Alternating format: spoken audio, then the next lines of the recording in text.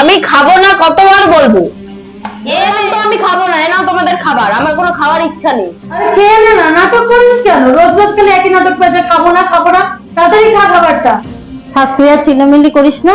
তোর বাবাকে আমি ফোন করেছি, তোর বাবা এক্ষুনি আসছে, তাহলে সুরসুর করে খাবে, বুঝতে পেরেছিস? কি ব্যাপার, কি হয়েছে? বাইরে থেকে শোনা যাচ্ছে এত চেঁচামেচি। এই যে তোমার মেয়ে তখন থেকে তেলাতেলি করছে, ফোনটা কিছুতেই খাচ্ছে না। এবার তোমার মেয়ে, তুমি বোঝো এবার। ও এই ব্যাপার। কি হলো শুনলো? খাচ্ছিস না বলা? আমাকে পটিয়ে লাভ নেই, আমি খাবো না বলেছি, খাবো না, পরিষ্কার কথা। ঠিক আছে, খাবি না যখন। ঠিক আছে, কালকে তোমার একটা বড় ক্যারি ব্যাগ এনে দিলাম না, একটা প্যাকেটও ছিল, প্যাকেট নেই বোধহয়, ক্যারি ব্যাগটা নিয়ে আসো।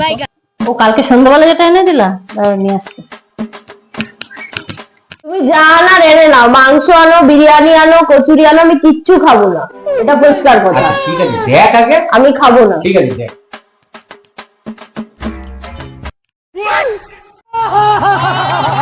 ওমা, এ তো দেখি জুতো নিয়ে এসছে। জুতোর বাড়ি খাওয়ার থেকে ভালো ভাতটাই খেয়ে নি, ওটাই ভালো হবে।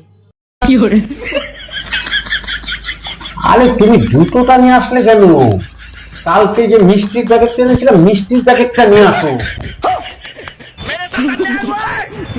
मेरे साथ अन्याय हुआ है।